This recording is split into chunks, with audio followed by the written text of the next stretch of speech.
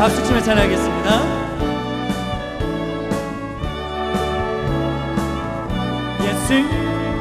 예수 사랑하심이 거룩하신 마리세 우리들은 약하나 예수 권세 많도다. 예수 사랑하심이 거룩하신 마리세 우리들은 약하나 예수 권세만 날 사랑하신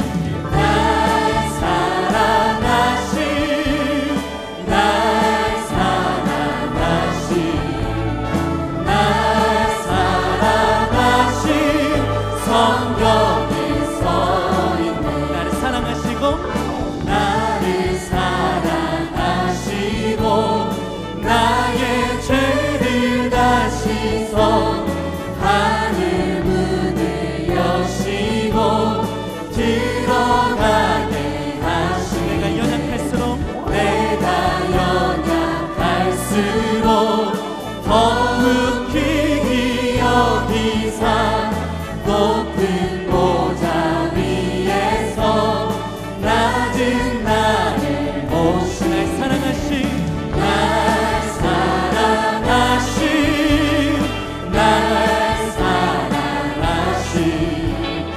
날 사랑하신 성경에 써있네. 세상 사는 동안에 나와 함께 하시고 세상 떠나가는 날 천국 가게 하소서. 날 사랑하신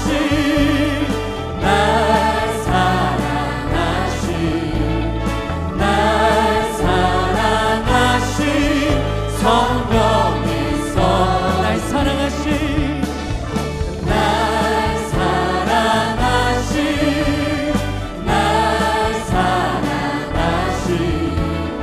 날 사랑하신 성경에 써있네. 계속해서 우리 구주 되신 분 주님의 이름을 높이며 나아가겠습니다. 할렐루야.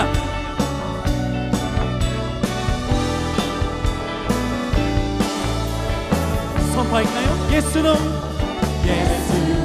나의 구주 삼고 성령과 피로써 거듭나니 이 세상에서 내 영혼이 하늘의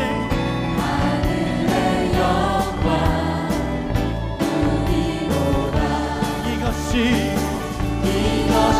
나의 간증이요. 이것이 나의 찬송일세. 나 사는 동안 끊임없이 구주를 찬송하리로다.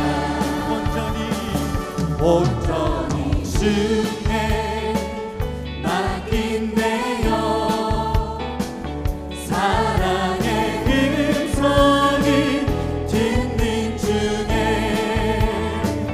천사의 왕래 하는 것과 하늘의 영광 보리로다. 이것이 나의 간증이요. 이것이 나의 찬송일세. 나 사는 동안 끊임없이 구주를 찬송하리로다. 우리 목소리로 선포할까요? 주와의 기쁨 누림으로 마음의 풍랑이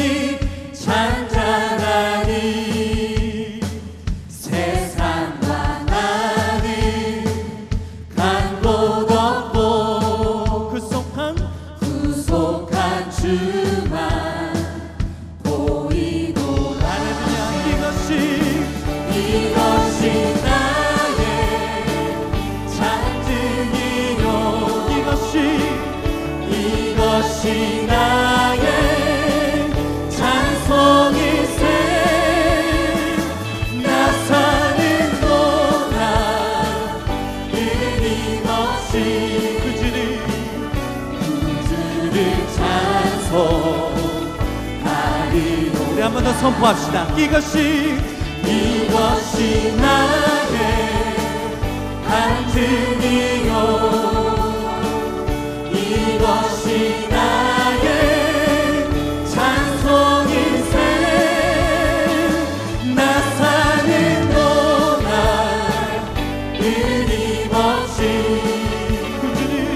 구주를 찬송하리로다. 구주를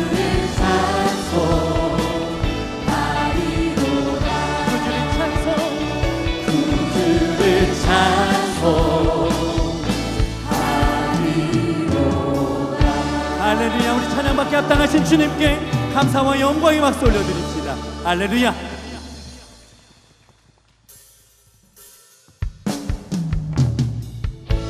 우리에게 피난처와 또 요새가 되신 우리 주님은 우리를 승리케 하시는 그 주님이십니다. 우리 믿음으로 선포하며 이 찬양 하나님께 올려드리겠습니다.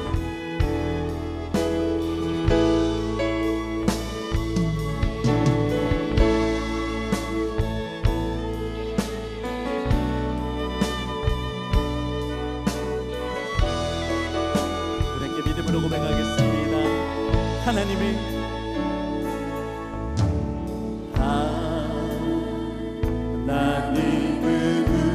우리의 피난처가 되시며 환난 중에 우리의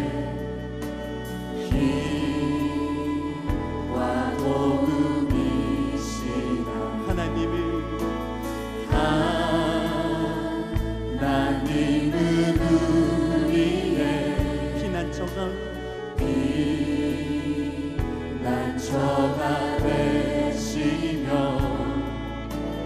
환난 중에 우리의 힘과 도움이시라. 할렐루야. 너희는 가만히 있어. 너희는 가만히 있어. 주가 하나님 될 말씀이로다. 열방과 세계 가운데 주가 높임을 받으리라. 하나님은 우리의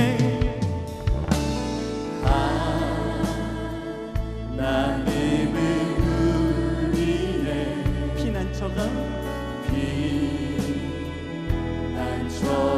되시며 환난 중에 우리의 힘과 도움이. 한 번 더 고백하겠습니다. 하나님은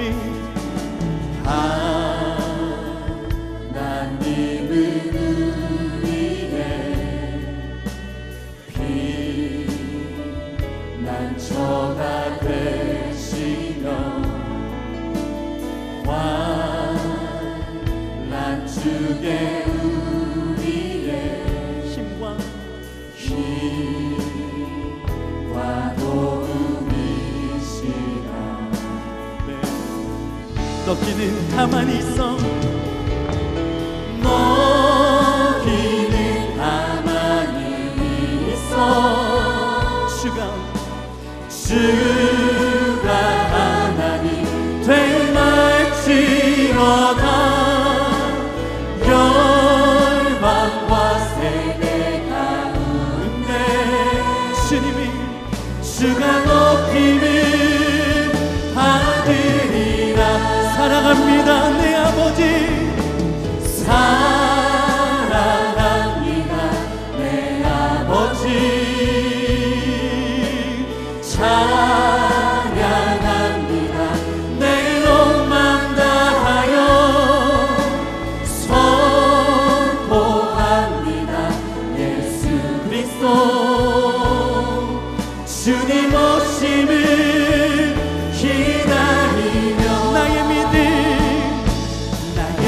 믿음 주께 있네 주께 있네 십자가 능력이 내 영광 되었네 주께서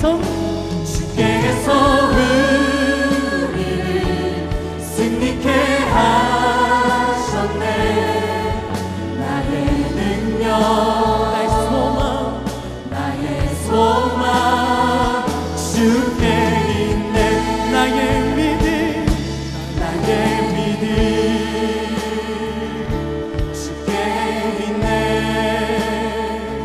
십자가 능력이 내 영광 되었네 주께서 우리를 승리케 하셨네 나의 능력 나의 소망 주께 있네 나의 믿음 주께 있네 십자가 능력이 내 영광 되었네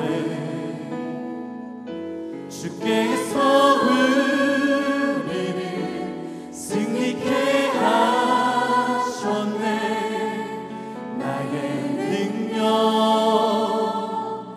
나의 소망 주께 있네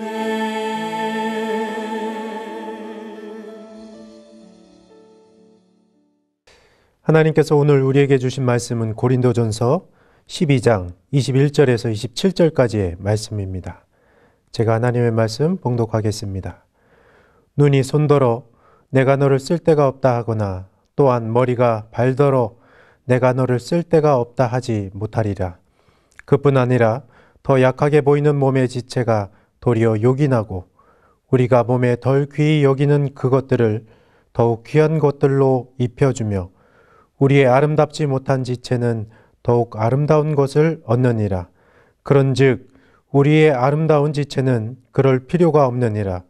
오직 하나님이 몸을 고르게 하여 부족한 지체에게 귀중함을 더하사 몸 가운데서 분쟁이 없고 오직 여러 지체가 서로 같이 돌보게 하셨느니라. 만일 한 지체가 고통을 받으면 모든 지체가 함께 고통을 받고 한 지체가 영광을 얻으면 모든 지체가 함께 즐거워하느니라. 너희는 그리스도의 몸이요 지체의 각 부분이라. 아멘. 코로나19가 창궐하여가지고 온 교회들이 여러 가지 이유로 아파하고 있는 이 시간, 그동안 우린 각자는 교회를 생각할 때에 무엇을 최고의 가치를 두고 있었는지 우리는 점검해야 하고 오늘 말씀을 통해 교회를 다시 생각해 볼 수 있는 시간이 될 수 있기를 원합니다. 흔히 교회를 볼 때 가장 먼저 묻는 것이 있습니다.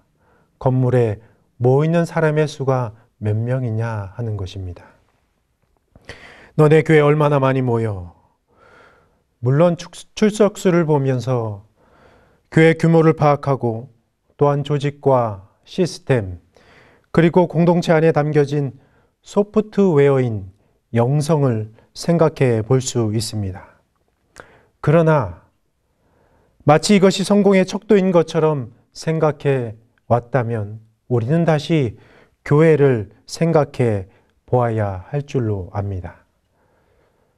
바울은 오늘 말씀을 통해 온몸과 지체의 그 비유를 통해서 교회의 유기적인 통일성과 다양성에 대해서 말씀해 주고 있습니다. 그 결론은 이렇습니다. 27절의 말씀입니다. 너희는 그리스도의 몸이요 지체의 각 부분이라. 바로 교회는 그리스도의 몸이며 성도는 몸의 지체라고 말씀하고 있습니다. 이것은 바로 성도 각자가 그리스도의 몸을 구성하고 있는 각각의 지체라는 의미입니다. 여기서 그리스도의라고 번역된 크리스투는 크리스토스의 소유격입니다. 이것은 신분을 나타내는 것이 아니라 바로 소유와 권위를 말씀해 주고 있습니다. 그리스도의 몸인 너희, 즉 성도는 그리스도의 소유이며 또한 그리스도의 권위 안에 있는 자임을 성경은 우리에게 말씀해 주고 있습니다. 이 말을 한 바울은 형식적인 공동체가 그리스도의 몸이 아니라 그리스도의 소유가 되고 그 권위 아래에서 순복하며 살아가는 공동체가 그리스도의 몸임을 말씀해 주고 있는 것입니다. 조직상 같은 교회를 다닌다고 하여 한 몸이라고 말할 수 없고, 먼저는 교회의 주인의 소유와 권위 아래 있어야 될 줄로 압니다. 골로새서 1장 18절의 말씀입니다. 그는 몸인 교회의 머리이시라. 그가 근본이시오 죽은 자들 가운데서 먼저 나신 이시니 이는 친히 만물의 으뜸이 되려 하심이요. 피조물인 우리 자신이 몸의 성격과 내용을 결정질 수가 없습니다. 그리스도께서 직접 자신의 몸의 정체성을 결정해 주시기 때문입니다. 우리 모든 지체는 그리스도께서 부여하신 것으로 결정되었습니다. 그래서 각각의 기능과 역할 자체는 결코 비교의 대상이 될 수 없다는 것입니다. 만일 각각의 지체가 지닌 기능과 역할, 곧 은사의 문제로 서로의 우열을 나누거나 시기하고 질투하게 된다면 그것은 궁극적으로 그리스도의 주인 되심과 머리 되심을 우리가 부정하게 되는 것입니다. 다양성 그 자체보다는 궁극적으로 다른 지체와의 상호 연합과 협력을 우리가 이루어 갈 줄로 압니다.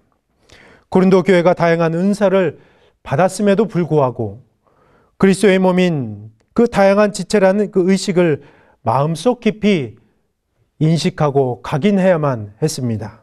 왜냐하면 고린도 교회는 받은 은사로 우열을 가리거나 서로 비교했기 때문입니다. 최근에 사무실에서 키우던 낫잎이 갈변하게 되었습니다. 헤쳐봤더니 뿌리가 거먹게 썩었던 것입니다.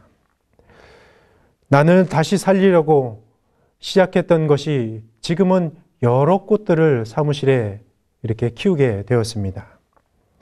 꽃을 가꾸면서 마음 정화도 하고 또한 생명의 소중함을 다시 한번 경험하게 됩니다. 자식 키우듯이 사랑과 관심을 주는 만큼 꽃들도 잘 자라나는 것을 보게 됩니다. 자식들도 성품과 또한 성격이 다 달라서 양육법이 다 다르게 적용되는 것처럼 꽃들도 키우는 법이 다 다릅니다. 물을 많이 줘야 하는 꽃이 있는 반면 그렇지 않은 꽃들이 있습니다. 또한 햇볕을 많이 쐬야 하는 그런 식물이 있는가 반면 직사광선에 쏘이면 잎이 타들어가는 식물도 있습니다. 자라나는 토양 조건도 다 다릅니다.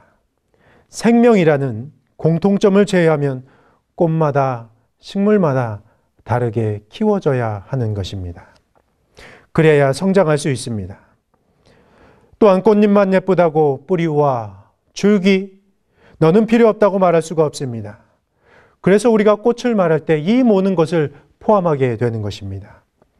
모든 것이 한 유기체로 붙어 있어야만 그 꽃과 식물과 모든 것이 자라날 수 있게 됩니다. 본문 21절의 말씀입니다. 눈이 손더러 내가 너를 쓸 데가 없다 하거나 또한 머리가 발더러 내가 너를 쓸 데가 없다 하지 못하리라. 결코 떨어질 수 없는 존재, 이것이 그리스도의 몸인 우리의 모습 아니겠습니까? 교회는 나만으로 되는 것이 아닙니다. 내가 없어도 존재하는 것도 아닙니다. 우리는 그리스도의 몸에 참여한 하나의 지체이고 유기체입니다. 교회에서 가장 가슴 아픈 일은 우리 지체들 가운데에 무관심하게 지나가게 되면서 한 부분이 썩어서 골마도 관심을 가지지 않는 일입니다. 이 무관심 때문에 우리 몸 전체가 이상이 생길 수 있다는 그 사실을 우리는 간과할 때가 많이 있습니다. 지난주 한 청년이 전화가 왔습니다. 본교회에 등록한 지 이제 3개월 조금 더 되었습니다. 새벽 말씀, 그 예배 말씀을 그 영상으로 보다가 공감되는 것이 있어 주보를 보고 전화 주었다고 합니다. 전화 통화를 하다 보니 장애가 있고 타 교회에서 어떤 이유로 인해 자신에게 있어 울타리가 쳐지게 되었다고 합니다. 심지어는 교회 예배에 나오지 말라는 말을 듣고 교회에 갈 수 없게 되었고 교회 밖으로 나올 수밖에 없는 그 상황들 앞에서 큰 상처로 지내고 있었습니다. 상처라는 것은 결국 최종적으로 자신이 자신에게 주는 것입니다. 그렇지만 우리는 상황들을 생각할 수밖에 없습니다. 존중받지 못하고 인격체로 대우받지 못할 때에 우리는 그 공동체에 함께할 수 없게 됩니다. 때론 사소한 것이 우리의 영혼을 죽일 수 있다는 사실입니다. 실제로 다리에 작은 상처가 났는데 가만히 두었다가 바이러스가 온몸에 퍼져서 죽게 되는, 생명을 잃게 되는 사람이 있지 않습니까? 성경에서 부부를 한 몸이라고 표현합니다. 내 배우자가 아파하면 같이 아파하고 기쁜 일이 있으면 함께 웃어주고 나누어야 합니다. 그런데 많은 부부들이 내 배우자가 아파하면 통쾌해야 합니다. 기쁜 일이 있으면 사촌이 땅을 산 것처럼 그렇게 배가 아파옵니다. 이것을 참된 부부라고 말할 수 있겠습니까? 한 몸이라고 말할 수 있겠습니까? 최근 교구 권사님과 통화를 하면서 피로감도 많이 쌓였고 콩팥에 염증이 생겼다라고 그렇게 나누어 주었습니다. 무슨 일이 있었는지 여쭈어 보니 최근 시어머니께서 무릎 수술을 하게 되어 간병하며 지내게 되었다고 합니다.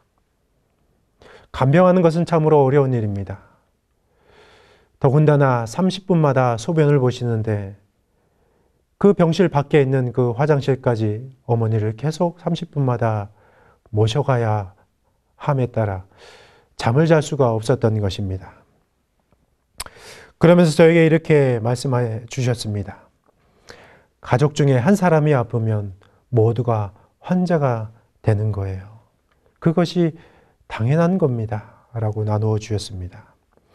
가족을 위해 희생하는 것이 당연하다고 말씀해 주셨습니다. 저는 통화를 끊고 나서 공동체를 생각해 보게 되었습니다. 공동체가 이런 것 아닐까요? 때론 기쁨으로 섬기지 못하고 즐거운 마음으로 희생하지 못할지라도 당연히 섬겨야 하는 것, 그것이 공동체가 아니겠습니까? 한 사람의 아픔이 곧 우리 모두의 아픔으로 다가오는 것 말입니다. 그리고 그 사람이 함께 가기 위해서 모두가 인내하고 희생하는 것, 그것이 남은 자들에게 필요합니다. 22절과 23절의 말씀입니다. 그뿐 아니라 더 약하게 보이는 몸의 지체가 도리어 요긴하고 우리가 몸에 덜 귀히 여기는 그것들을 더욱 귀한 것들로 입혀주며 우리의 아름답지 못한 지체는 더욱 아름다운 것을 얻느니라. 우리는 많은 사람들과 관계하면서 공동체 안에 살아갑니다. 그러나 그 공동체 안에서도 무관심 속에 살아가게 되고 그들의 아픔을 헤아리지 못하는 경우들이 많이 있습니다. 성경 스가랴에서는 아픔을 가지고 있는 고아와 과부와 나그네들을 압제하지 말며 서로 헤아려고 마음에 도모하지 말고 신명기에서도 그들을 위해 밭에서 곡식 벨 때에 남겨두라고 우리에게 말씀해 줍니다. 오늘 22절, 23절의 말씀에 보면 세 부류가 나옵니다. 더 약하게 보이는 지체, 덜 귀히 여기는 지체, 아름답지 못한 지체, 이렇게 세 부류입니다. 어찌 보면 쓸데없는 것들로 치부되며 경멸받을 수 있는 그런 지체일 수 있습니다. 그런데 보잘것없어 보이고 전혀 중요하지 않게 여기는 그 지체라 할지라도 실제 그렇지 않고 성경은 더 요긴하고 필요하고 중요하다라고 우리에게 말씀해 주고 있습니다.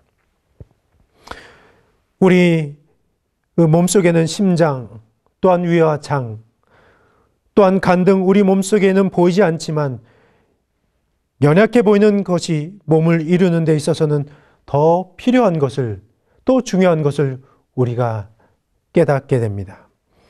몸속 기관들이 우열을 가리는 것이 어리석은 것입니다. 뭐가 더 중요하다고 우열을 가릴 필요가 없는 것입니다. 모두가 다 우리가 살아갈 때에 중요한 것이기 때문입니다. 하나라도 빠지면 우리는 생명의 위협을 받을 수 있습니다. 지금 이 순간에도 우리가 보지 않고 관심을 가지지 않는 순간에 울며 아파하는 그 지체들이 얼마나 많이 있습니까? 4월 셋째 주일은 바로 오늘은 총회가 정한 장애인 주일입니다. 한국의 여러 교회에서 장애인 주일로 계획되어 있으나 코로나19로 인해서 만나지 못하는 교회들도 있을 것입니다.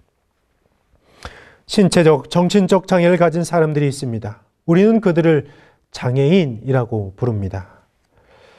한국장애인연구 소장이신 김혜용 목사님이 쓴 연약함의 신비, 그런 책에 보면 장애인을 영어로 표현할 때에 disabled person 이렇게 사용됩니다.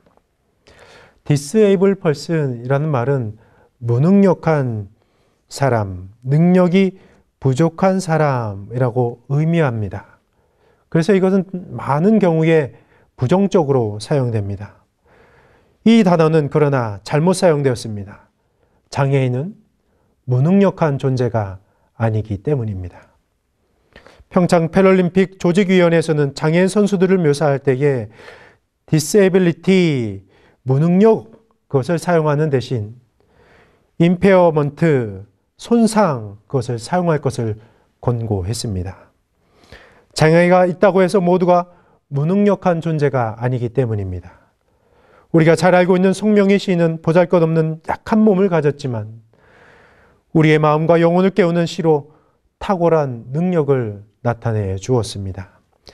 이에도 깨어진 질그릇처럼 연약한 몸으로 수많은 사람을 부끄럽게 만든 훌륭한 장애인들이 우리 곁에 수없이 많은 것을 보게 됩니다. 장애라는 그 연약함 속에 하나님의 놀라운 신비가 감추어져 있다는 것을 여러분 아십니까? 오직 믿음의 눈으로 살펴보아야 찾아낼 수 있는 놀라운 가치와 영적 기능 말입니다. 하나님은 장애인을 포함한 연약한 자들을 축복의 통로로 사용하셔서 하나님을 의지하지 않는 교만한 사람들에게 하나님의 신비를 깨닫게 해 주십니다. 저는 작년부터 본교회 사랑국을 담당하게 되었습니다.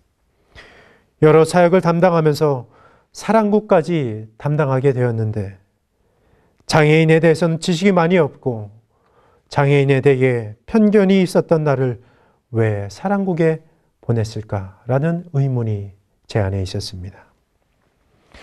대학생 때 편견을 깨고 사랑이 무엇인지 경험해 보려고 장애인 복지회관에서 몇 개월을 봉사를 한 적이 있습니다. 봉사를 했지만 그래서 간격이 좁혀지긴 했지만 뭔가 나와는 다른 사람이라는 그 인식이 내 안에 여전히 많았던 것을 보게 됩니다. 작년 처음 사랑국을 담당하게 되면서 학생들이 저에게 달려와서 목사님, 스킨십을 너무 적극적으로 표현하는데 처음에는 조금 당황스럽기도 했습니다. 못 내이기는 척 약간은 불편한 마음 말입니다. 그런데 작년 여름 수련회 때에 저녁 집회 말씀을 전하기 전 이 사랑국 학생들이 찬양할 때 눈치도 보지 않고 하나님 앞에서 정말 행복한 마음으로 즐거운 마음으로 그렇게 뛰면서 찬양하는 모습, 그것을 보면서 편견 속에 있었던 제 자신의 삶을 낮추시고 그들을 볼 때 똑같은 하나님의 인격으로 볼 수 있도록 하나님의 신비를 저에게 보여주셨습니다. 요한복음 9장에 보면 날 때부터 맹인된 사람이 나옵니다. 예수님께서 길을 가시다가 맹인을 보고 제자들이 이렇게 묻습니다. 이 사람이 맹인으로 난 것이 누구의 죄로 인함이니까? 자기이니까? 그의 부모이니까? 예수께서 대답하시되 이 사람이나 그 부모의 죄로 인한 것이 아니라 그에게서 하나님이 하시는 일을 나타내고자 하심이라. 누구의 죄도 아니고 잘못도 아니고 하나님이 하시는 일을 나타내기 위해서라고 성경은 우리에게 말씀해 주고 있습니다.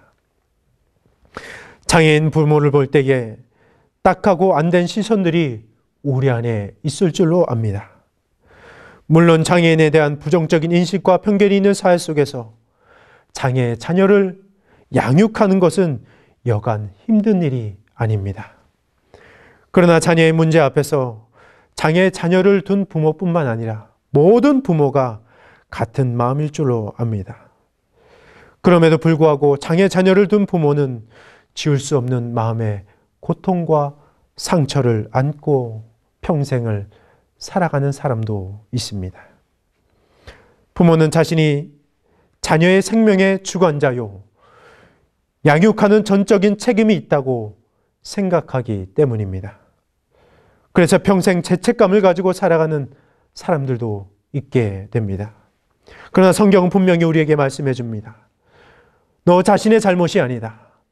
너의 부모의 잘못도 아니다.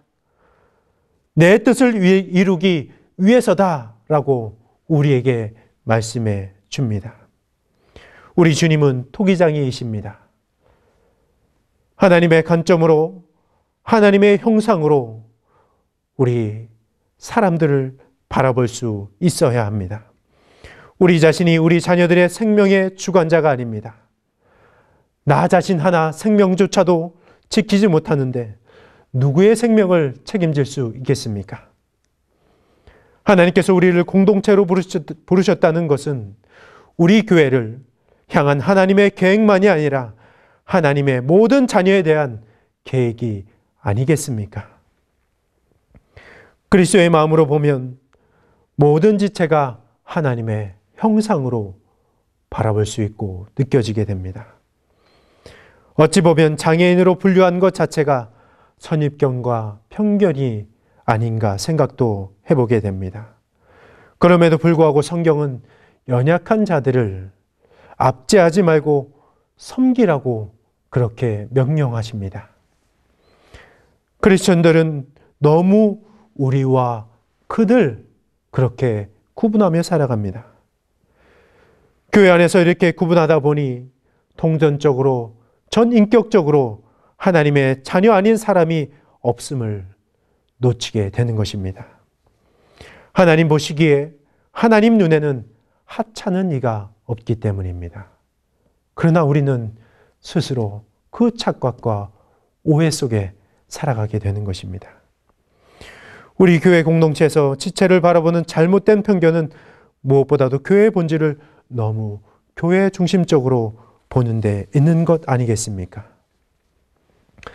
스캇 솔즈가 쓴 선에 갇힌 인간, 선 밖의 예수, 그 책에 나온 내용입니다. 우리는 A 아니면 B, 이것 아니면 저것, 양분된 그런 사회 속에서 내 편과 내 편을 나누는 일에 익숙해져 있다라고 말하고 있습니다. 나누는 것을 넘어 내 편은 무조건 옳고 당신 편은 무조건 틀리다고 지적하게 되는 것입니다. 그래서 헐뜯기에 혈안이 되어 있습니다. 이런 사람들은 타인에 대한 이야기를 들으려고 하지 않습니다.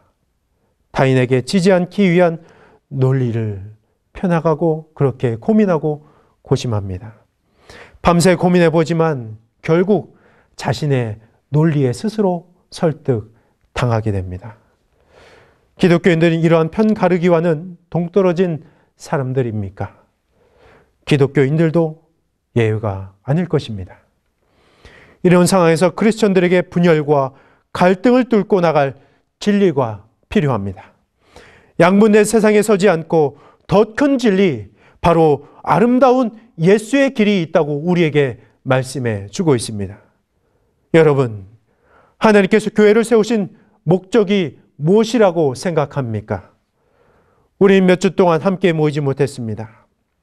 지금도 여전히 그 어려운 과정 속에 서 있습니다. 헬라어 에클레시아, 즉 교회는 공동체 모임입니다. 이 모임이 중요한데 모이는 것 자체에 목적이 있는 것이 아니라 무엇을 하기 위하여 모였느냐가 중요한 것 아니겠습니까? 이것이 바로 교회의 본질입니다.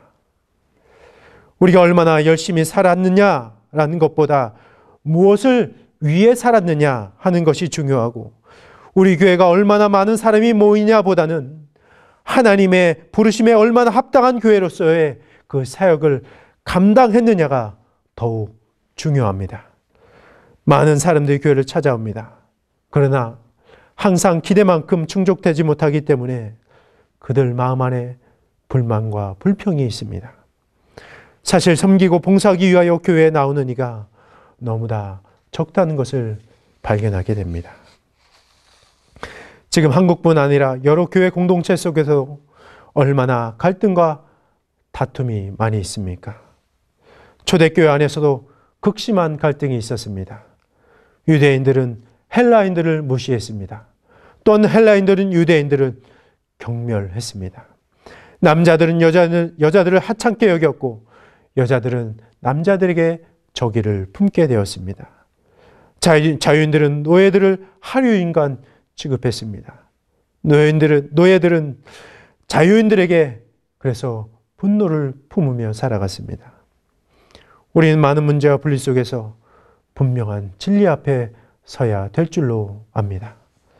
교회는 예수님을 사랑한 자들로 가득 차 있는데 정작 우리는 예수님의 사랑하시는 대상은 사랑하지 않고 있다면 다시 우리는 분명한 진리 앞에 서야 될 줄로 압니다. 예수의 진리 앞에 서면 거짓과 편견으로 가던 이 선을 우리가 넘어설 수 있을 줄로 믿습니다. 예수님이 우리의 편이신가를 우리는 묻지 말아야 합니다. 먼저 우리가 그분의 편인가를 하나님 앞에 자문해 보아야 하는 것이 먼저 아니겠습니까? 자연적 교회 성장 운동을 한 크리스티안 슈바르츠는 이렇게 말했습니다. 성장하는 교회들은 눈에 띄게 높은 사랑 지수를 갖고 있다. 지금 교회 몸이 잘 되지 않다고 그렇게 생각하고 있다면 지금 이 시간 우리가 주의 사랑 안에서 사랑하며 살아가야 되는 시점인 줄로 압니다. 연합은 모자라고 부족한 사람이 만들 수 있는 것이 아니라 좀 나은 사람이 부족한 사람과 함께 할 수 있을 때 그것이 이루어지게 됩니다. 교회를 생각할 때에, 지체를 생각할 때 우리는 우선순위를 두어야 합니다. 우리가 죄책감, 그것으로 살아가는 것이 아니라 사명감으로 살아가야 될 줄로 알고, 동정으로 바라보는 것이 아니라 동행하며 그들과 함께 해야 하고, 복지 차원에서 그들을 대하는 것이 아니라 복음을 전파하며 살아가야 하며, 성공이 아닌 성결함으로 하나님 앞에 서야 하고, 사역이 우선이 아니라 사랑하며 살아갈 수 있는 삶이 되어야 될 줄로 믿습니다. 여러분, 진짜 장애가 무엇입니까? 하나님과 나와의 관계가 없는 것, 그것이 바로 장애 아니겠습니까? 헬렌 켈러는 보이지 않는 장애가 더 위험하다고 우리에게 말씀해 줍니다. 여러분에게 질문하겠습니다. 하나님이 교회에 다닌 여러분과 하나님을 믿지 않는 세상 사람 중에 누구를 더 사랑한다고 생각하십니까? 물론 하나님의 사랑은 모든 사람에게 공평합니다. 그러나 분명한 것은 하나님의 관심은 우리보다 믿지 않는 자들, 그 세상 사람들에게 있다라는 것을 확실하게 말하고 싶습니다. 예수님은 이 점을 분명히 하셨습니다. 방향을 말씀하셨습니다. 먼저 믿은 우리가 주의 사랑으로 그들에게 다가가야 하고 사랑을 실천하며 살라고 우리에게 요구하고 있습니다.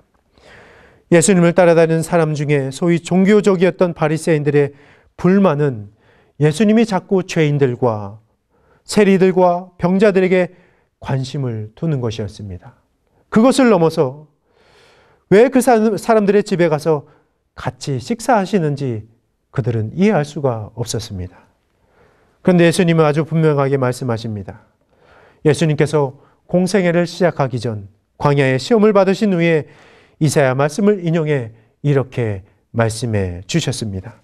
누가복음 4장 18절 19절의 말씀입니다.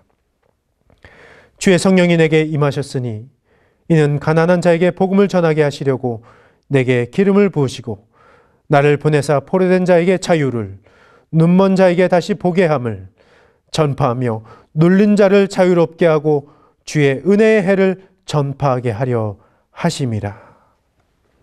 이 얼마나 확실한 사명입니까? 이 땅을 구원하러 오신 하나님께서 구원받지 못한 자들 위해 일하신 것이야말로 하나도 이상할 것이 없는 것입니다. 하나님께서 그리스도의 몸으로 부르신 우리에게 각각 은사를 허락해 주셨습니다. 그 은사 모두는 한 성령 안에서 우리에게 베풀어 주신 것입니다. 그 은사를 통하여서 우리는 지체를 섬기며 나아가야 합니다. 서로의 섬김을 통해 아름다운 그 몸을 이루어 가야 합니다. 서로의 섬김을 통해 우리가 다시 한번 하나님의 생명을 경험해야 할 줄로 압니다. 서로의 섬김을 통해 아름다운 몸을 만들어가고 서로의 섬김을 통해 하나님의 생명을 경험한 것, 그것이 바로 교회 공동체의 본질 아니겠습니까? 하나님 지금도 또한 언제나 겸손한 자를 부르십니다. 또한 그들을 거룩한 도구로 사용하십니다. 하나님에 대한 온전한 순종은 자신을 하나님 앞에 내려놓고 철저히 연약한 상태가 되는 것입니다. 이때 하나님은 그 연약함을 통해 아름다운 도구로 사용하셔서 놀라운 하나님의 신비를 우리가 깨달을 수 있도록 만들어 주십니다. 하나님 언제나 우리를 십자가의 자리로 초대하십니다. 십자가는 고통과 죽음을 생각하게 하는 연약함의 자리입니다. 그러나 그 자리는 하나님과 죄인이 화목한 자리였고 구원의 장막을 활짝 열었던 생명의 자리, 복된 자리였음을 기억할 수 있기를 원합니다. 하나님은 우리를 교회로 부르셨습니다. 십자가의 사랑, 그것으로 구속하셔서 교회로 우리를 부르셨습니다. 그래서 모일 때마다 예배하며 사랑을 확인하고 흩어질 때에 주의 사랑을 흘려보내고 연합을 이루어가는 것 아니겠습니까? 우리가 교회로 모이는 이유 바로 하나님 아버지의 신실하신 사랑 때문인 줄로 믿습니다. 자격 없는 나를 구원하셔서 주의 자녀 삼으신 하나님의 사랑으로 연약한 자를 사랑으로 섬기며 주님의 십자가를 체험하는 삶이 되기를 주님의 이름으로 축원합니다. 이 시간 함께 몇 가지 기도 제목을 가지고 기도하며 나아가겠습니다. 코로나19 회복을 위해서, 감염된 환자들의 건강 회복을 위해서, 일상의 회복을 위해서, 장애인과 연약한 자들, 소외된 자들, 병상에 있는 자들을 하나님의 마음과 사랑으로 섬기게 하소서. 한 몸 된 그리스도의 몸으로 부르신 하나님의 사명을 확인하고 복음에 합당한 삶을 살게 하소서라고 이 시간 기도 제목을 가지고 함께 기도하며 나아가겠습니다. 하나님 아버지, 하나님 코로나19가 창궐한 이때에 하나님 회복의 속도를 하나님 가하게 하시고 하나님 우리가 일상으로 돌아갈 수 있도록 인도하여 주시되 하나님 많은 사람들이 아파하고 있습니다. 그들이 다시 한번 건강한 몸과 마음으로 살아갈 수 있도록 회복시켜 주옵소서. 하나님, 하나님께서 우리를 교회로 부르신 것 서로 비교하며 살라고 한 것이 아니라 서로 섬기며 살라고 우리에게 요구하고 있으십니다. 장애인들과 소외된 자들, 병상에 있는 자들, 연약한 자들, 하나님 그들에게 다가갈 때에 하나님의 마음으로, 동일한 마음으로 그들을 섬기며 나아갈 수 있도록 인도하여 주옵소서. 특별히 하나님 한몸 된 그리스도의 몸으로 부르신 하나님의 그 사명을 우리가 확인하며 나아갈 수 있도록 인도하여 주옵소서. 그래서 우리가 복음에 합당한 자로 살아갈 수 있기를 원합니다. 하나님, 복음에 합당한 자, 예수 그리스도의 종된 자로 살아갈 수 있도록 매일매일 사명을 확인하며 살아가는 교회 되게 하여 주옵소서. 하나님 아버지, 코로나19 창궐로 인하여서 하나님 많은 사람들이 건강을 잃고 아파하고 있습니다. 하나님, 회복되고 있지만 언제 끝날지 모르는 이 두려움 앞에서 하나님 회복의 속도를 가하게 하여 주시고, 하나님 많은 사람들이 다시 한번 일상의 회복 경험할 수 있도록 주님 인도하여 주시되, 코로나19로 아파하고 있는 자들, 병원에 있는 자들, 하나님 건강으로 다시 한번 일으켜 세워 주옵소서. 하나님, 오늘은 장애인 주일입니다. 특별히 소외받는 장애인들과 또한 소외된 자들, 또한 병상에서 있는 우리 성도님들, 하나님 그들을 기억하여 주시고, 하나님께서 먼저 찾아가 주시되 우리 또한 사랑한 마음과 관심을 가지고 그들에게 나아갈 수 있도록 인도하여 주시고, 하나님 우리의 분리된 시선이 아니라, 양분화된 시선이 아니라 동일한 하나님의 마음을 가지고 그들을 섬기며 나아갈 수 있는 주의 사랑하는 자녀들 되게 하여 주옵소서. 한 몸으로 우리를 부르셨습니다. 교회의 본질은 사랑입니다. 하나님 그 사랑을 실천하며 살아간 사람 되게 하여 주시고, 하나님 모일 때마다, 예배할 때마다 하나님의 사랑의 마음을 경험케 하여 주시되, 우리가 흩어질 때에 주의 사랑 가지고 많은 사람들을, 연약한 자들을 섬기며 살아갈 수 있는 삶이 되게 하여 주셔서, 하나님 부족하고 연약하고 흩어진 이때에 다시 한번 하나님이 세우신 그 교회를 통하여서 연합을 이루어갈 수 있는 기초가 사랑이 되게 하여 주옵소서. 예수 그리스도의 이름으로 기도하며 주 예수 그리스도의 은혜와 아버지 하나님의 사랑과 성령의 감화 감동 교통하심이 연약함 속에서 하나님의 신비와 놀라움을 발견하고자 사랑을 실천하며 살아가는 주의 사랑하는 백성들과 이 나라와 민족과 코로나19로 인하여서 아파하고 있는 온 세계 회복 위에 지금으로부터 영원토록 함께하여 주시기를 간절히 축원하옵나이다. 아멘.